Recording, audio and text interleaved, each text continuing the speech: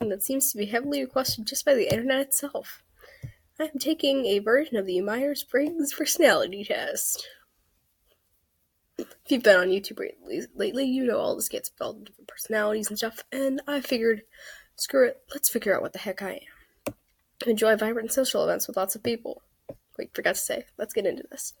So it's on a scale of 7 things. I don't like lots of people. I've been spending time exploring unrealistic yet intriguing ideas. That's me. Rough list of ideas. That's how I am. You often think about what you said in a conversation long after it has taken place. Oh my god, that's what I do so much. Your friend is sad about something. Your first instinct is to support them emotionally, not try to solve their problem. Yeah, I agree with that a little. People can rarely upset you. If you don't know, I don't look it, but people do upset me a lot. If you rely on other people to be the ones to start a conversation and keep it going, it's a yes. Personally, I consider myself introverted. I was at a party last night, and there was one girl who I knew, and I was so overwhelmed that I honestly just wanted to curl up into a little ball. That's how I am. If you have to temporarily put your plans on hold, you make sure it's your top priority to get back on track as soon as possible. I disagree with that. I'm a procrastinator. You rarely worry if you made a good impression on someone you met. My impressions of people's impressions of me are one of the most important things to me. Like, I get nervous when I think someone doesn't like me. Be a challenge for you to spend the whole weekend all by yourself without feeling bored. That's probably very neutral for me.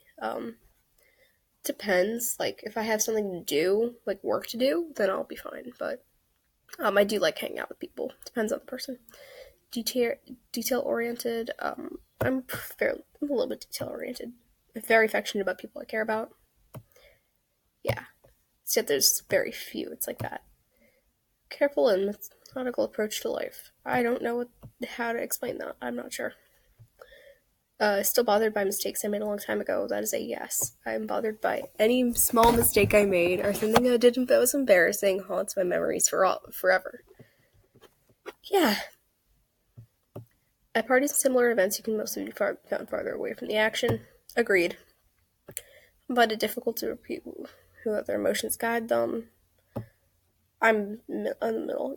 When you're looking for a movie to watch, you can spend ages browsing the catalog. True. You can stay calm under a lot of pressure. No, I can't. That's not something I'm good at. When in a group of people you don't know, you have no problem jumping right into a conversation. I have a lot of problems with conversation. It's not my biggest strength. When you sleep, your dreams tend to be bizarre and fantastical. I don't have dreams. I cannot remember my dreams. It's just, if I can, they're very bizarre and very hard to remember.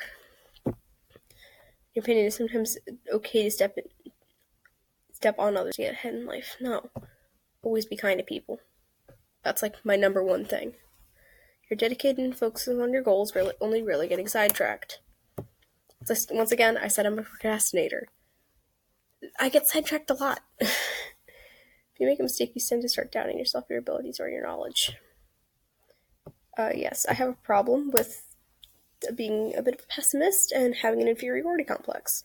When at a social event, you rarely try to. Yeah, this is me. I don't talk to new people. Usually, when it gets philosophical, I lose interest in a discussion. A little bit. You never let yourself cry in front. I don't let people see anything but the happy side or the angry side of me. Nope. Feel more drawn to places with no busyness in the atmosphere. You like discussing different views and theories on what the world could look like in the future. Yep, I do that a lot. When it comes to making life-changing choices, I have not had one of those choices yet. So I cannot answer that question. Not imagine yourself dedicating your life to study that you cannot see, touch, or experience. If depending on what it was, I could probably do that. Usually prefer to get your revenge rather than forgive. No. You often make decisions on a whim. I do. You spend your time Yeah. It's in the middle for me. You often put effort into interpreting the real meaning or message of a song or movie. Agreed. Like my favorite song, "Don't You Dare Forget the Sun" by Get Scared. I looked up the definition of that thing for hours. I love it. It's a great song. You always know exactly what you want. Disagreed. I cannot. I cannot make up my mind. You rarely think back on the choices you made and wonder what you could have done differently. Uh, Disagreed. I am always looking back on what I did. In a public place, it usually sticks to the quieter and less crowded areas.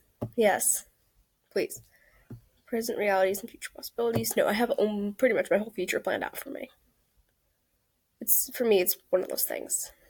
I often have a hard time understanding people's feelings. No, because often I've been in the same place as them, and I am basically my friend's therapists.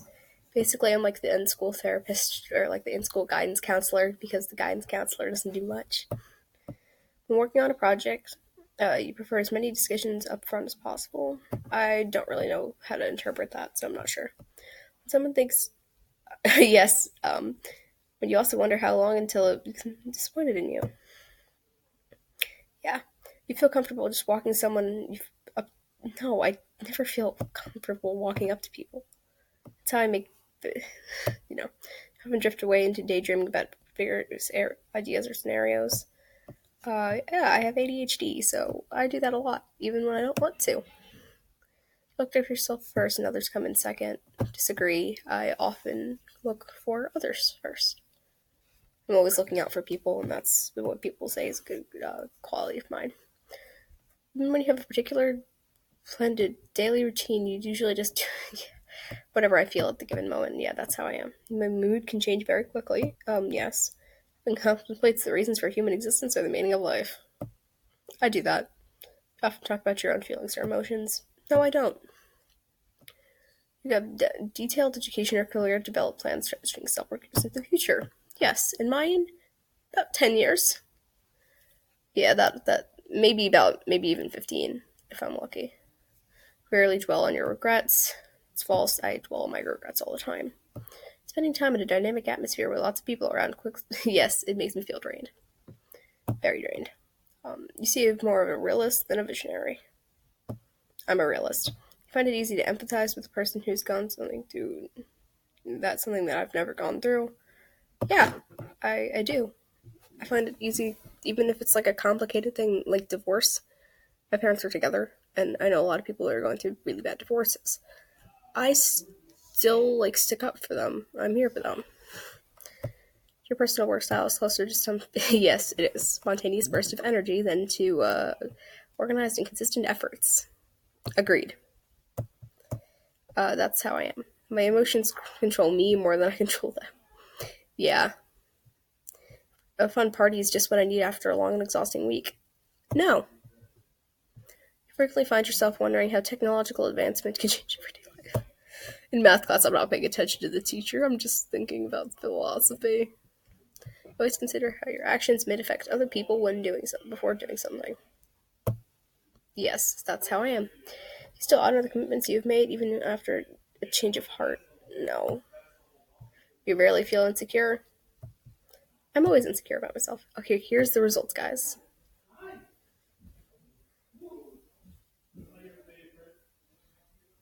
Oh, wow. Um, yeah. INFP, a mediator. I am 78% introverted. I'm very intuitive. I feel more than I think. It's turbulent. Yeah, exactly. Prospecting, not judging. Oh wow, that's actually it's pretty right about me. Um, that's exactly actually how I've felt for a really long time. So the personality to at least most likely to need at least half an hour to really wake up. Oh my god, I have problems waking up. That works exactly the way I do. Okay, let's read what this says. Mediator personalities are true idealists, looking for a hint of good in even the worst people and events, searching for ways to make things better. Though they may be perceived as calm, reserved, or even shy, mediators have an inner flame and a passion that can truly. Comprising just 4% of the population, the risk of feeling misunderstood is unfortunately high for the mediator personality type. But when they find like-minded people to spend their time with, a harmony will be a fountain of joy and inspiration. That is how I feel. So that's pretty much just me. It's like I'm reading over this and it says it fantasy worlds, and that's how I am to people, but I don't talk to very many. That is true. It says hermit mode here. Yes, that is how I work. Wow, this is interesting. I've heard of these people. Like a couple times, not many times, but I've heard of these people. Yeah, just look at some of those. You might know some of them, but hey, that's me. Anyway, it says I am a mediator personality or an INFPT. Bet y'all wanted to know that. Now you'll know a little bit more about me and a bunch of random crap. So without further ado, this is Atticus Finch 22 signing off. See you later. Godspeed.